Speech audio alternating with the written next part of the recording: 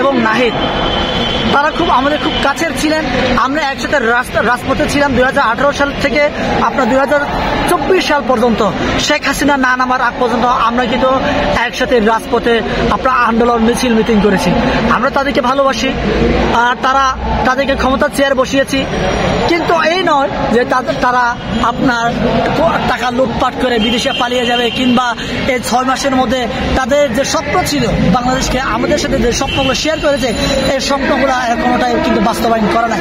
তাহলে আমরা কি বলবো? তাহলে আমরা যে দিয়েছি, যে জন্য শ্রম দিয়েছে, যে জন্য আমাদের ঘাম ঝরিয়েছে রাজপথে থেকে, কিন্তু ওরা দিন শেষে তাদের সাথে আমাদের সকল সাথে কিন্তু ওরা মির্জাফরি করছে। এক কথায় ওরা 6 মাস ক্ষমতায় থেকে প্রচুর কোটি কোটি টাকা টাকা আত্মসাৎ করেছে। এখন ক্ষমতার চেয়ার থেকে নেমে আরো 5টা বছর ক্ষমতাকে আরো কুক্ষিগত করার জন্য তারা চেয়ার থেকে নেমে আরো 5টা বছর ক্ষমতার চেয়ার ধরার জন্য তারা পায়তারা করছে। আমরা এগুলা বুঝি ভাই। দেখেন আরো সময় আছে, এই সময় থাকতে অন্তত পক্ষে নাহিদ বলেছিল কি জানেন? নাহিদ বলেছিল এটাই যে আমরা একসাথে আন্দোলন করেছিলাম যে আপনার মোবাইলে যে ইন্টারনেটের মেয়াদ থাকবে না, আনলিমিটেড থাকবে। সেই মোবাইলের মেয়াদ একটা কাজ সে পরিবর্তন করতে পারে না, বরঞ্চ এরা করেছে কি মোবাইল ইন্টারনেটের মেয়াদ আপনার এটা বাতিল করা তো দূরের কথা, বরঞ্চ মোবাইলে ইন্টারনেটের পরে মোবাইলের বিলের পরে সে ভ্যাট ট্যাক্স বরঞ্চ সে বাড়িয়েছে। কেন বাড়িয়েছে?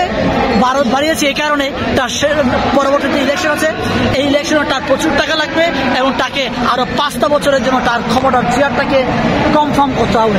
কনফার্ম করার জন্য যে টাকা দরকার সে এই টাকাগুলো এই ভ্যাট ট্যাক্স বাড়িয়ে সে অনৈতিক করে সে এই কাজগুলো করছে। আমি এটাকে ভালোভাবে দেখছি না, এবং আমি মনে করি বাংলাদেশের জনগণও এটাকে পজিটিভ চোখে দেখবেন। 6 মাস ক্ষমতায় থেকে প্রচুর কোটি কোটি টাকা টাকা আত্মসাৎ করেছে, ক্ষমতার চেয়ার বসিয়েছি। কিন্তু এই নয় যে তারা আপনার টাকা লুটপাট করে বিদেশে পালিয়ে যাবে, দিকে চেনানোর কাজটা আমাকে করতে হবে।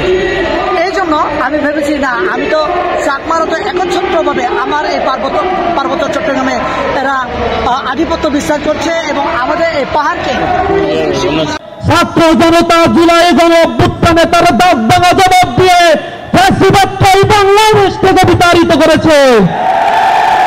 আমরা এই জুলুম নির্যাতনের স্টেশনে যারা কারাগারে ছিল তাদের সকলের মুক্তি দাবি করেছি। আমরা সহনশীল রাজনীতি এবং আইনের প্রতি শ্রদ্ধাশীল, তাই আমরা দাবি করব অনতি বিলম্বে টিয়াবাজার ভাইকে আমাদের মাঝে ফিরিয়ে দিন। সকলকে সমাবেশে উপস্থিত হওয়ার জন্য ধন্যবাদ জানিয়ে শেষ করছি। আসসালামু আলাইকুম ওয়া রাহমাতুল্লাহ।